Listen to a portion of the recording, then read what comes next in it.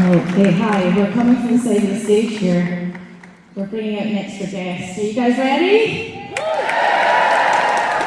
Are you ready for what's this?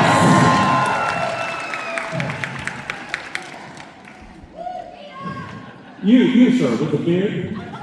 Yeah. What is Patrick Stewart really like?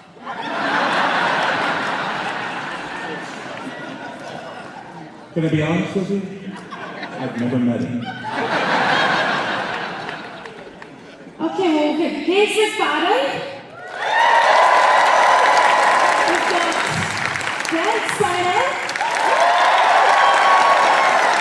We've got Frakes. And last but not least,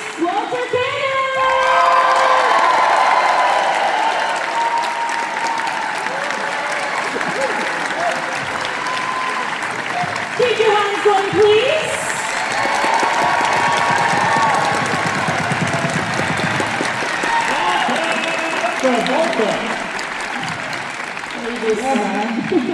Hello, my friend. Please take a seat. Hello there, guys. Look at our beautiful panel. One more round of applause.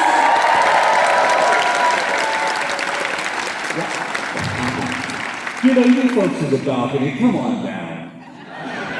Well, there's no one in the balcony? Oh, sorry. Welcome to MegaCon. First of all, Brent and Jonathan, I'm loving your podcast. Oh, well, very much. Thank you. Tune in. YouTube, me and Johnny. Dropping names. And other things. The Brent and Johnny Show. Look it up. Look it up. Yeah. Anybody subscribed? It's a very masculine show. What? It's a very masculine show. Well, Johnny and I are masculine. I noticed. Well, you are. No.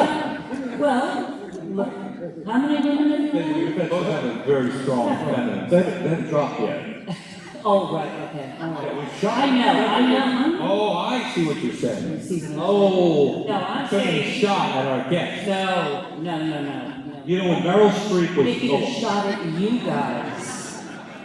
Emma Stone. Yeah, when Emma came, Emma Stone was delightful. And I love what she was wearing. I did too. Nothing. You can see a little bit of it now. I can't see them at all. Yeah, well, it's dark, but can we take those lights out? There we go.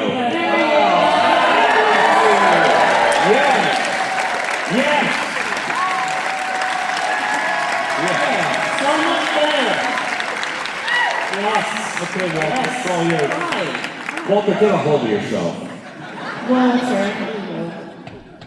What am I supposed to do? A little more dancing, I think.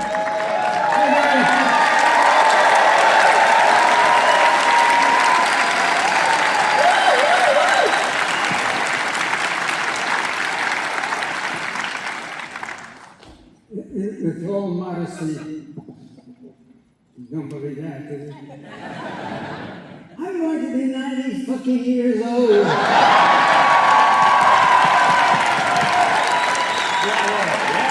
Yeah. Do it, Walter. Yes. Guys, is it, you do a lot of these conventions. You've met so many fans over the years. Do they have subtitles? Are you? Oh, sorry. Do you want me to speak like this? Is this easier for you? No, that's fine. I wanted to ask if there are still things that fans say to you guys that make you feel surprised about what they noticed about your characters over the years. Something that surprises you, it makes you think. I'm going to throw that to Walter. No, you are fans. Does that, am I surprised? I'm surprised, yes. That still happens. I mean, people tell me that Data was their favorite. I'm shocked.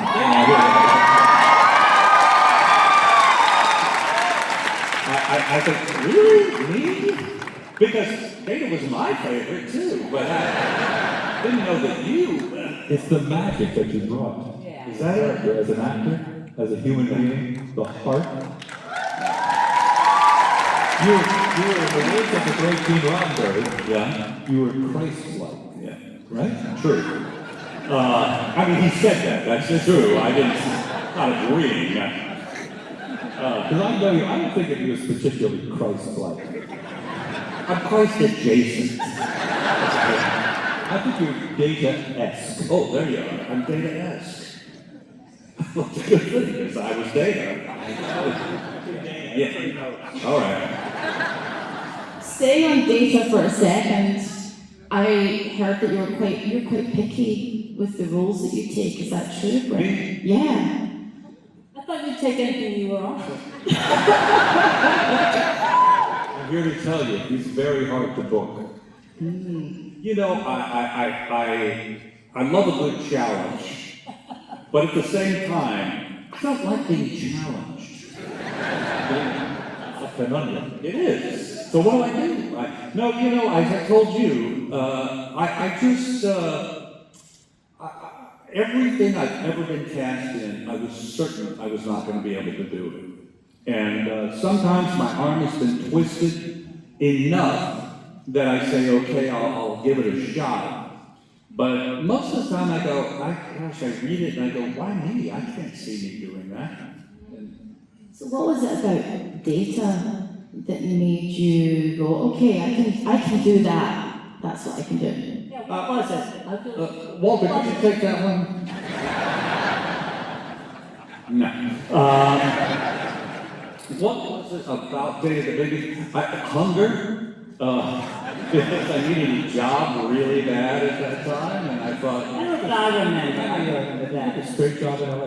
Data, or Brent, famously drove a cab in New York. Yes. He's a taxi cab driver. Yes. What was your straight job in LA? I delivered, I worked for Pizza Man, We Deliver.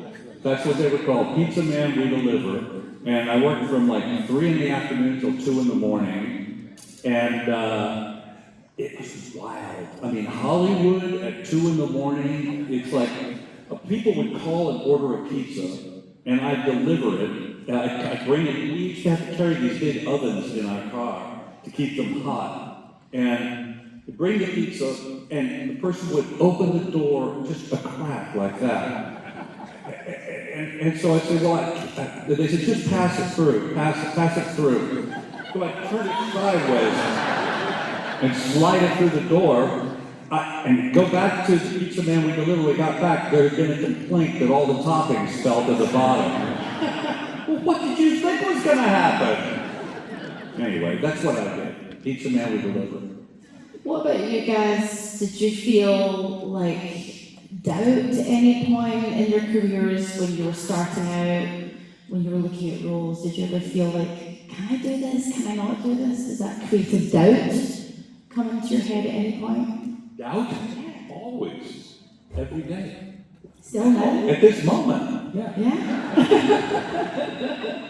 What about you, Kate? Are what have Of you? course, and I mean all the time, and I have had a really strange, diverse career where I've ended up doing things that I wasn't even thinking of doing, and it just sort of came in my direction, things like choreography or whatever. So yeah, I think it's important to try new things. It's also exhausting and terrifying to try new things, but I think that's how you grow. And I'm growing. I don't know whether I'm growing smaller or bigger, but I'm definitely, Alice in Wonderland here. And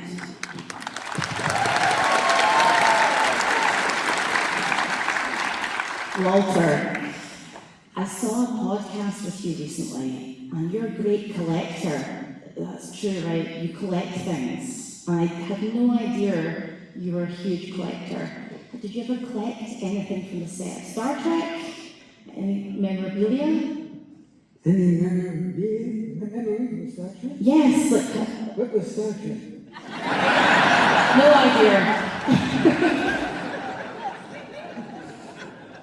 You know, I'm very pleased that I'm alive.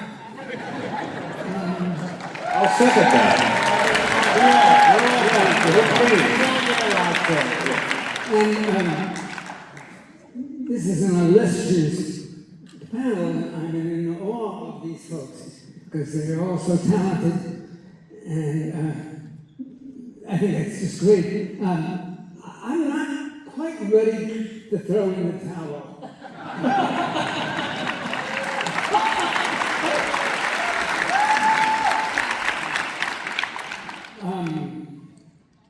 I made a short film called Mr. Fleischer.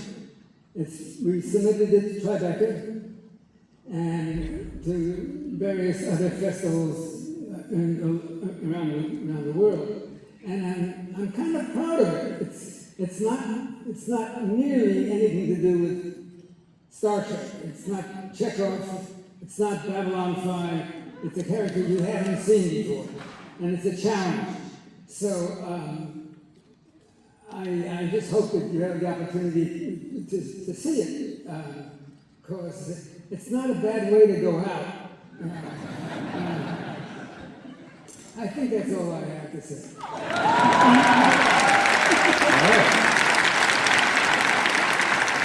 Hey, Walter, what do you collect? What's that?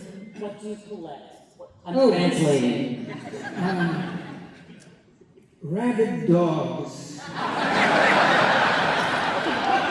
How's it going? You Good? were the other guy for the right dog. Good. We're going to go to fan questions shortly. There is a mic here. You can start queuing up. Be friendly and kind to fellow fans. Before we ask the fan questions, I have one last question. I grew up watching Star Trek with my mum. It's the one thing we did together. And what I loved about Star Trek was its modern day problems in a future setting. We can all relate to those things. Do you think in 200 years' time we're going to have the same problems? Yes. If we're still here, we might be in capsules going just anywhere. Do you really feel humans have learned anything? I find we just, it's getting faster and faster, the cycles, and it's really scary. But So no, we're still going to be the same dumb humans. But thanks very much, you guys. We're going to go to fan questions. So, what's your name? Straight into the mic and your question. My name is Joseph, and I just want to say it is really awesome to have you all here to come to these conventions. And my question is for Mr. Spiner. Yes, Joseph. What was your favorite part about playing Bob Wheeler in Night Court? Give us a little Elmo. Well, I'll tell you something. I love every second of it. You know what? My favorite thing was that it was a character I had done as a child. And a young guy, when I was living I'm from Houston, Texas. Thank you. Smattering of applause for Smiling. Well, how many people do you think are in Houston here? It's like,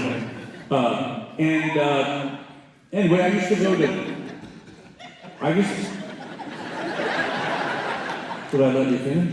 I used to go to Denny's with my friends, and when the server would come over, she would say, "Would you like, sir?" I'd say, I'd like a big old piece of pumpkin pie and a couple of tall boy slitzes to wash it down. And then when I went to audition, I read this, and I thought, oh, I called my character Elmo, and I thought, can I do Elmo? And so I did, and I went into the office and I did Elmo, and they cast me, and I thought, oh my God, I'm going to now get paid to do what I've been doing in Denny's all these years. That was my favorite thing. My neighbor is here right now, and he does a phenomenal imitation of your character as Bob Wheeler. He calls himself Jimbo Wheeler. John, don't be embarrassed. Stand up, John. Where are you? John, stand up. John, where are you? Where are you, John? Stand up. Stand up, John. Where are you? Oh. Yeah, please do it, John. Give me an imitation of Jimbo Wheeler. Do it, John. John, you need a mic? Here. Come on, John. Do it. Come on. Do it. Come on.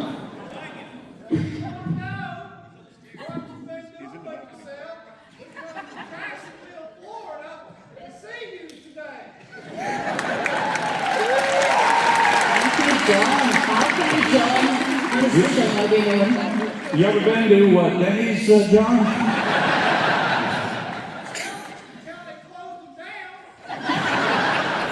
Thank you very much. Thank you. Well done, John. Did anyone make the announcement that they weren't supposed to record this panel? What was that, sorry? Did anyone make an announcement about not recording this panel? Can we please not record I'm looking this at time? you in the second row. Thank you. No recording. Thank you so much, friends. Thank you. Thank you, Jonathan. Okay, right up to the mic. Hello, my name's Tyler. First of all, Star Trek is, in a way, very important to my family. My dad, who I don't see often enough, actually flew down for, and particularly this panel specifically, so it was a big time for us to do this. We reminisced on his late father through every Star Trek episode. We take notes over all of them, and I think a lot of people have very similar stories in terms of like that multi-generational aspect of it. So when you guys were, on set, filming, recording all these episodes, when did you know that this was something that was going to really expand beyond just, the few years you did the show, and it would expand to generations for 30, 40, 50, 60 years from now? Well, when they cast me, The second moment you realized. it's gonna be big. No, I don't know. For me, I remember we shot for several weeks before the show ever aired.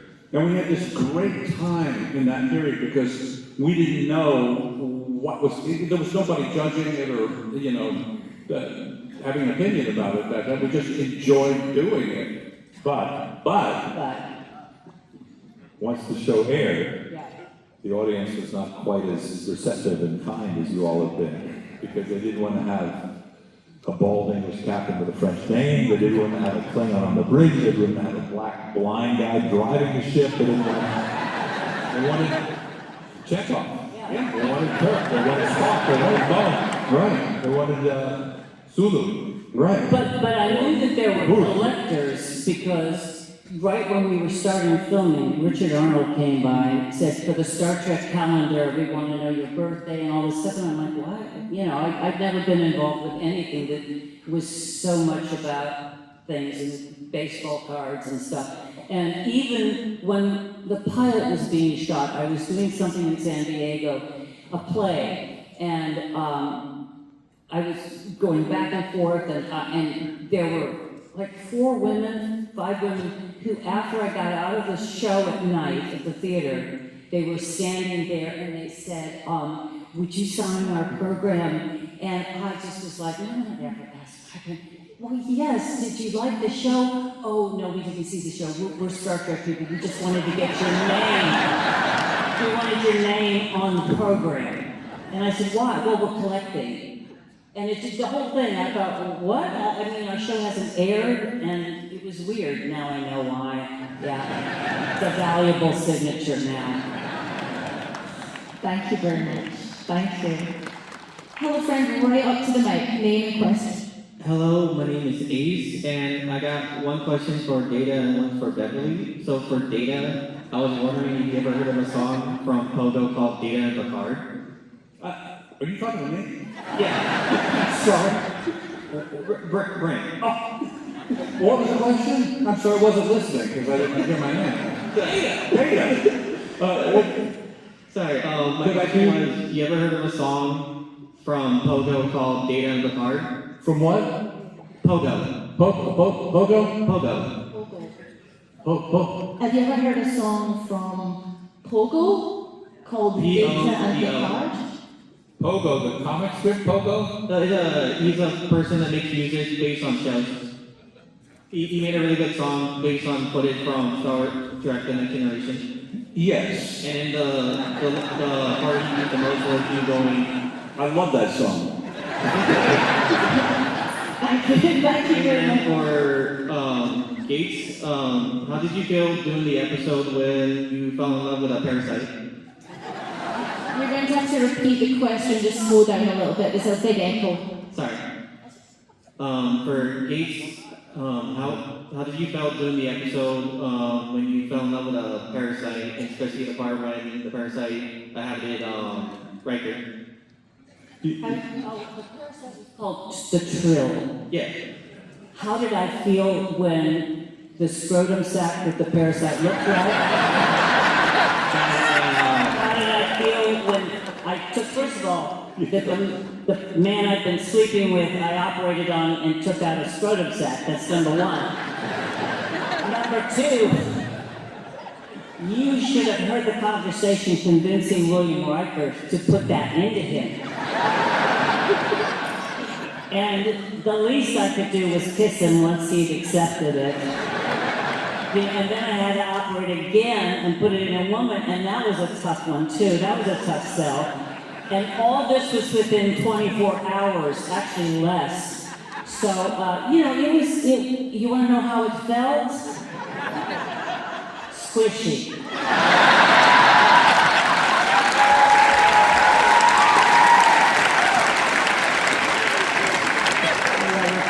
Sporty question, I think I should love that. Hello, my friend, right up to the mic. Hi.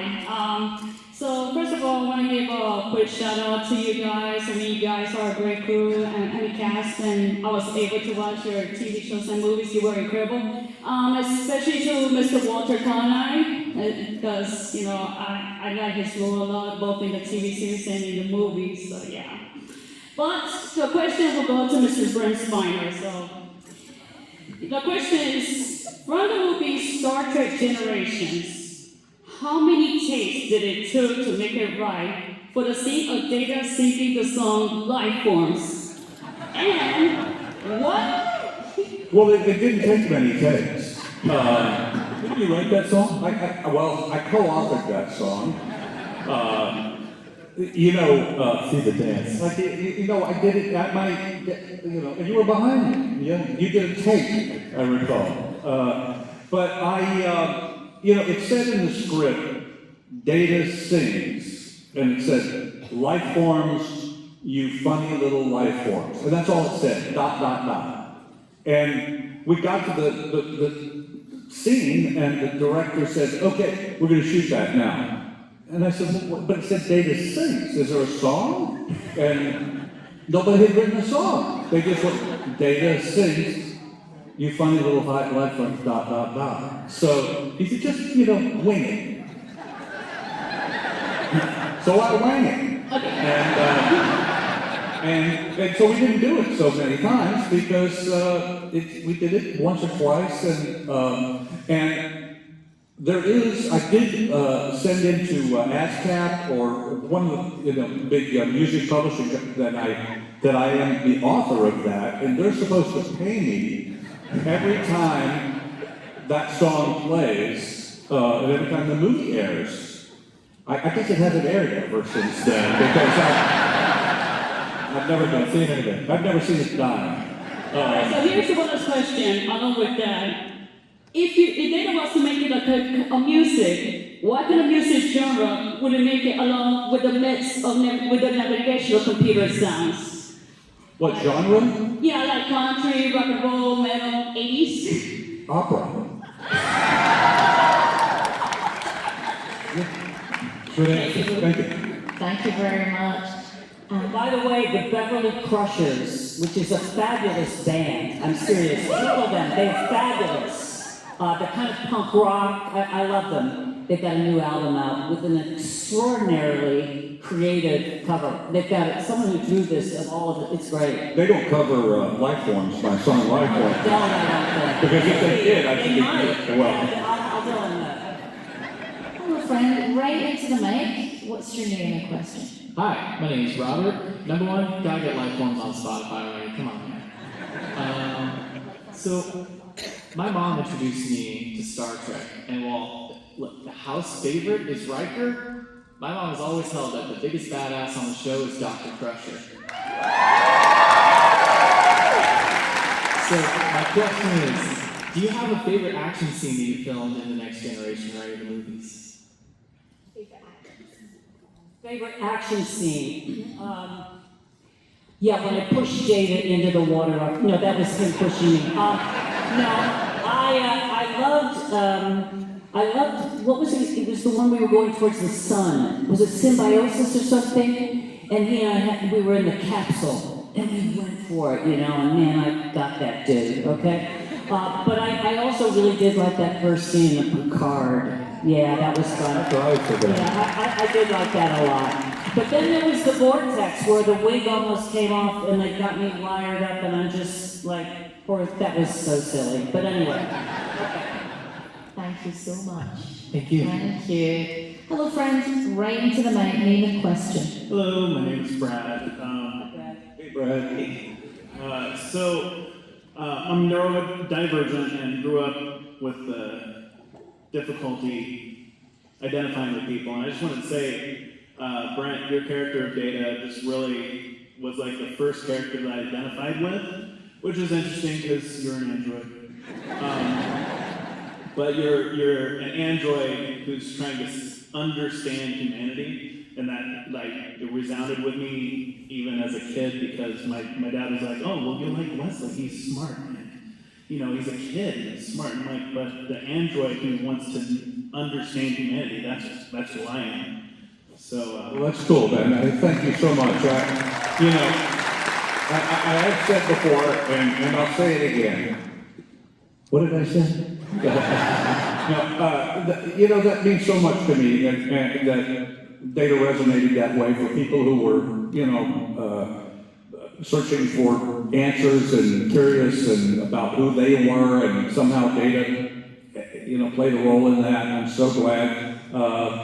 Data was, well, not Data, but I was the first person I ever identified with.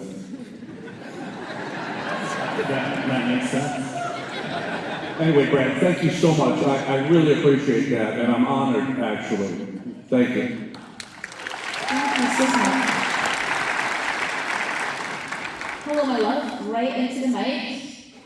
Hi, What's your name? I'm Alice, and I'm actually going to piggyback off of him and ask, how do you feel about being a role model for the neurodivergent people out there? And do you have any advice for overcoming some of those fears that people have, like public speaking? Well, let me answer the first part of that. As I said to Brad, I'm honored by it because I didn't know while we were doing it that any of that was a possibility. I was just playing a part and trying to make the character interesting. And I've only found out about it since we've been doing conventions, and it really it's astounding to me. And I'm glad I didn't know at the time, because I think I would have pushed the writers to address it more and would have blown the whole thing somehow. I think exactly the way it came out was right. And what was the second part? How do I encourage people to... Any advice for people struggling to get over the fear of public speaking or anxiety or issues? Well, we all, believe it or not, fear maybe is the common denominator of all humanity. And I think we all struggle with it on some level. And I guess always confronting your fear and trying to work your way through it is the best thing to do. It is for Jonathan, I know. Because I live in fear. he's in fear of me all the time. And just what I was about to say. Yeah. Thank you. Thank you. Appreciate it. That's a good answer. I love it when you're serious. You know what? I don't love to be serious. I know, it's such a rare thing, and you really have that club in your bag. You know what it reminds me of when I'm serious? It's like when Jerry Lewis used to be serious, I like Jerry when he was funny, but when he became Mr. Lewis. Thank you. Next question. Right on to the mic, my friend. Good afternoon, guys. Thank you so much for being out here. My name is Nick. I just want to know one thing. Star Trek Legacy. Is there any possible return for you guys, or what's going on with that? How much money do you have? To bring all of you guys back, I think all of us here would pay to get it done. After seeing you guys come and surprise people, I would love to see you guys come back. Can Walker be in it? Yeah, there we go. He's excited about it. Thank you very much. Shall we take our next question? Or is there any possibility of you coming back? Well, Nick, I'm certain it's coming back. I'm just saying that so that I see all these press releases. Spiner says it's coming back, and it is. Thank you so much, guys. Thank you, my friends. Oh, thank you so much. I was going to ask if someone can help this next person. Thank you. Hello, my friend. What's your name? I'm Shaylin, and I was wondering if all of you would describe your characters from Star Trek in one word. What word would that be? Humanist. Loyal. Mechanical.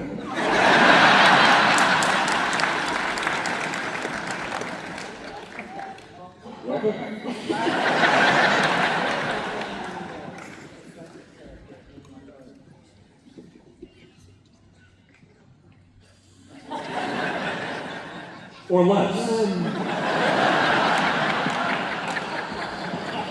Invaluable.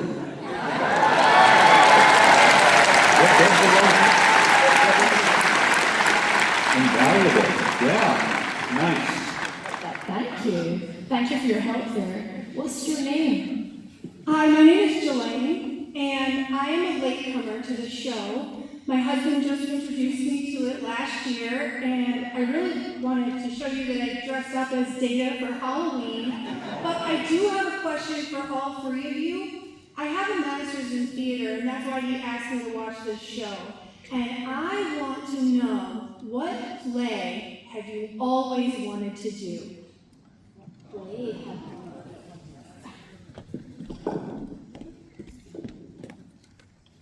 Music Man. I'm too old now. What about you, Gabe? I've always wanted to do either Macbeth or Hamlet playing the male lead.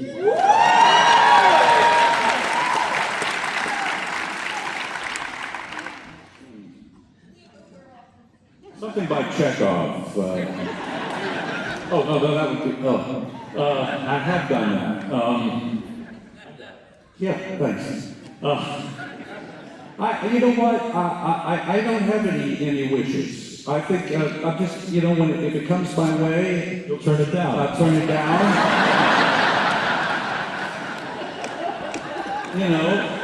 And I always look forward to seeing what that will be. Would it be okay to put the picture on stage for Yeah, you can put it for me. Is it for me? I'll grab it for you. Oh, wow. Thank you so much. I look forward to seeing this. You're not a cosplayer. You're dreaming. You are a cosplayer. Because on the back it says, Mr. Spiner, you have inspired me my entire life. You are the most wonderful human being who's ever lived. Thank you so much. It's so kind of you. If all my dreams of wonderful could be, it's really nice. You look great. Lady Data, thank you. Thank you. Straight into the mic, what's your name and question? Hi, my name is Graham, and my question is for Mr. Frakes. So my dad and I used to watch Star Trek The Next Generation after school, and I wanted to ask you what do you think made Riker feel like such a father figure in the show to, all of his crew and his crewmates? Well, That's a good question. I think that Roddenberry had written the character, I said loyal as one of the words, but he was also reliable, and he was also, I think, honest, and I think he had a sense of humor, and he had a certain amount of patience.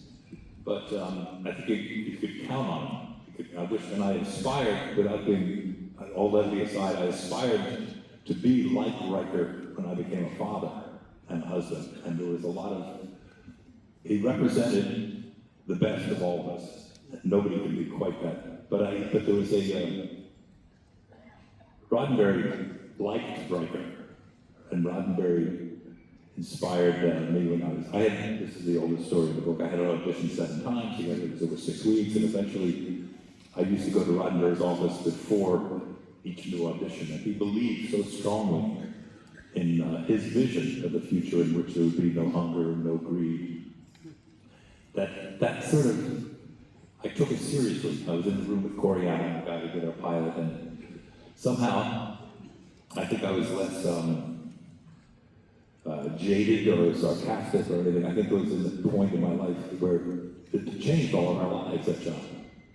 So having a piece, being a piece of that and a part of that was it's really paid off in many ways, emotionally and in other ways as well. Thank you.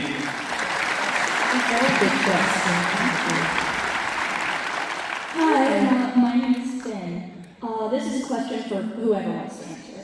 How does it feel knowing your roles, the characters you play, will forever be loved and known by future generations? I'm only 17 years old, but I plan on passing Star Trek down to my future family, especially episodes of Data. Everybody's favorite. I like this idea of Lady Data for you. I don't think it's too late.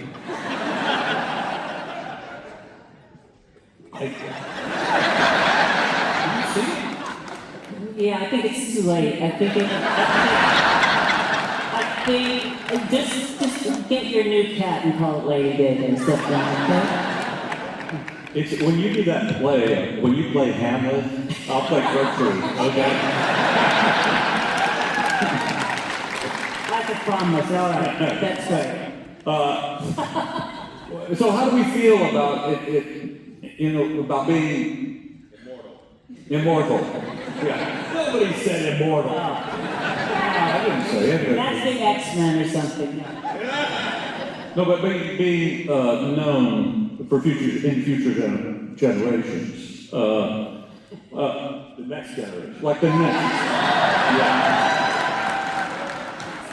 The next generation. Yeah. You know, it's crazy. There was a man still with us, his name's Riker Cohen. He is a really lovely guy who was the head of, I think, home video at Paramount when we were working there.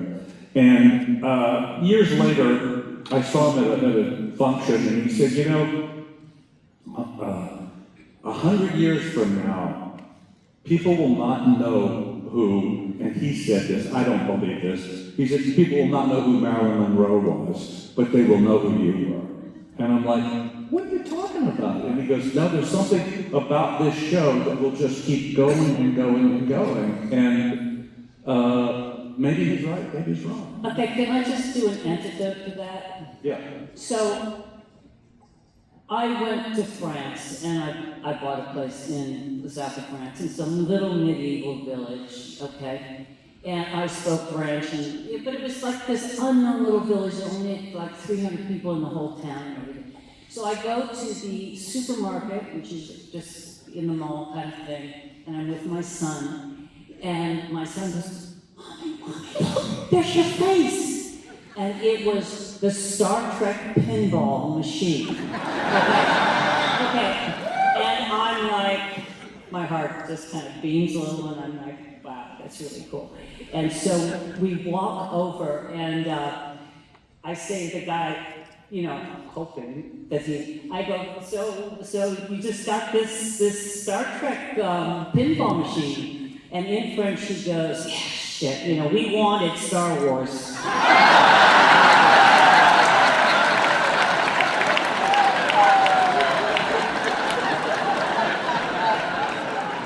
So kept me humble, okay?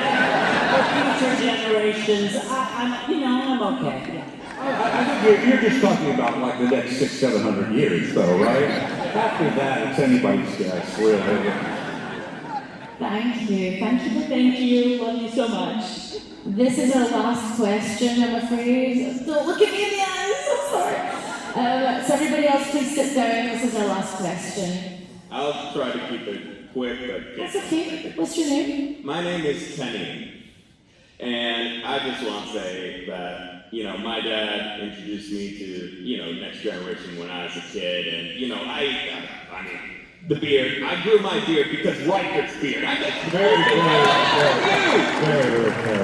But, I'm passing it down to, my kid. She loves Lower Decks because she's 2 and, cartoons. Does she have a beard yet? We're working on it. Give her time.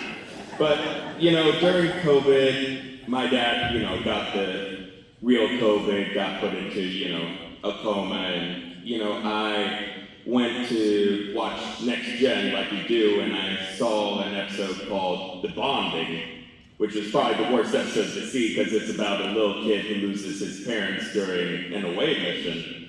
And honestly, when Patrick said this line, Picard, that no one's ever alone on the Enterprise, and that really touched me and helped me get through things. But anyway, my question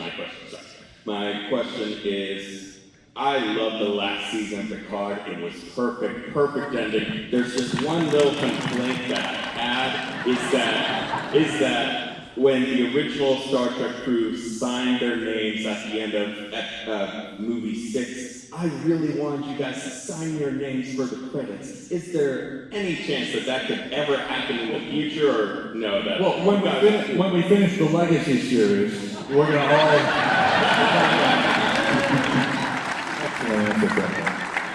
You better hurry. Wesley's a little bit too old to play his part soon. Well, I'm actually going to do a little movie I call Mr. Fleischman. And, go on. Thank you so much. You guys, thank you for coming out for the fans. Thank you for repeating your same questions.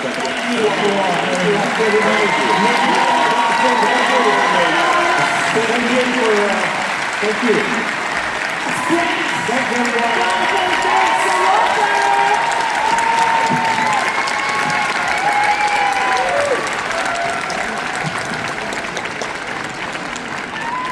At this time, please exit the theater to make way for the next group of fans. Thank you for joining us, and enjoy MegaCon Orlando.